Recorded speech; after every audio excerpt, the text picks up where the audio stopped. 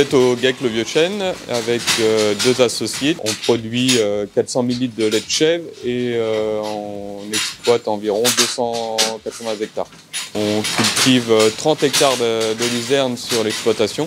Se joint à ces 30 hectares environ 70 qui sont faits à façon chez les céréaliers. On autoproduit environ 75% de l'alimentation des chèvres sous la forme de luzerne et de maïs blanc.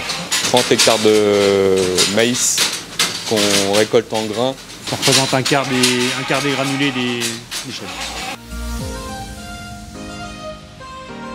On a acheté beaucoup de luzerne à l'extérieur, en botte. Au fil des années, on s'est rendu compte que la produire nous-mêmes, on garantissait la qualité de notre fourrage. Certaines années, du fait du climat, on avait du mal à réussir toutes les coupes à 100%. On a décidé au sein du GAEC de s'orienter vers l'autoconstruction d'un séchoir de bottes de foin.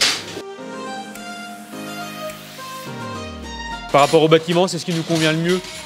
Ça nous permet de faire le plein de foin généralement pour pratiquement la semaine.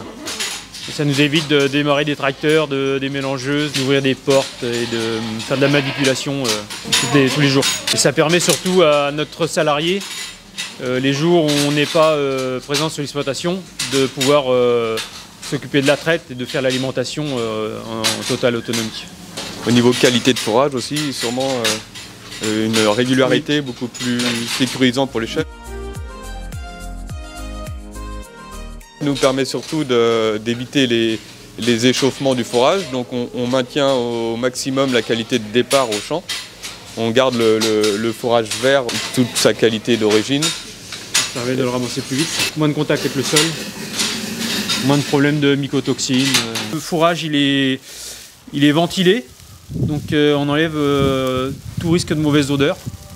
Et puis, moisissure. Et on a du fourrage qui a une meilleure appétence. Avec le matériel de l'Akuma qui est spécifique, on arrive à le travailler délicatement. Et là, nous, l'aboutissement, c'est le séchoir qui nous permet, en cas d'humidité trop importante, de ramener toute la luzerne à moins de 15% d'humidité, et pouvoir la stocker sans risque. Donc là, on voit qu'il y a toute la feuille et on a une couleur verte comme quand elle a été fauchée quasiment. Le but, c'est de limiter l'exposition au soleil, à la rosée matinale. Donc moins on le laisse au champ, moins on l'expose, moins elle brunit, moins elle perd sa qualité. Il y a eu plusieurs facteurs qui ont été mis en avant sur la production de chèvres, de laitières, mais le fourrage y est certainement pour la plus grande partie des résultats obtenus depuis quelques années, parce qu'on gagne à peu près 50 litres de lait par an depuis 5 ans. En faisant 3 repas par jour de foin, de 3 coupes différentes, on est arrivé à monter jusqu'à 2,7 kg d'ingestion de foin par chèvre et 1,5 kg de concentré maximum par jour. Les avantages sont multiples, c'est sur les chèvres.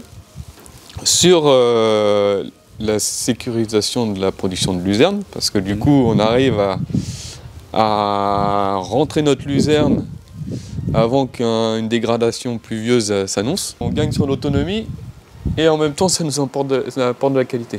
Moi je pense que la viabilité des élevages, elle dépend de ça à la base.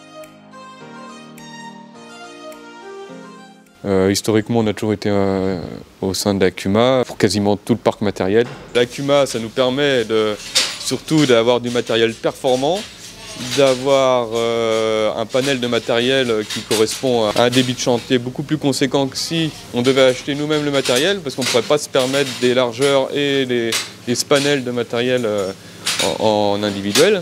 Pour l'élevage, on compte surtout sur la partie fenaison, de la fauche jusqu'au pressage, même jusqu'au transport. On a des faucheuses à rouleau, des faucheuses à fléau, on a des faucheuses à plat sans conditionneur. On a différents types de largeurs, ce qui permet de répondre à chaque besoin. Nous, particulièrement, c'est la faucheuse à rouleau qui va nous intéresser pour la luzerne, histoire d'écraser les tiges et de sécher plus vite au champ, et de préserver aussi le fourrage. On a investi dans un endaineur à tapis grâce au plan de relance. Et nous, aujourd'hui, ça nous convient super bien pour la luzerne, pour avoir des bottes régulières sur notre séchoir. Toute cette chaîne de matériel participe à la qualité finale du fourrage. D'aller voir ce qui se passe chez les autres. Oui. Parce que ça permet des fois peut-être d'éviter de se lancer dans des gros travaux et mal ciblés, quoi. Ouais. Il n'y a peut-être rien de parfait, il y a peut-être sûrement toujours mieux, mais il faut éviter la surcharge financière inutile à la base.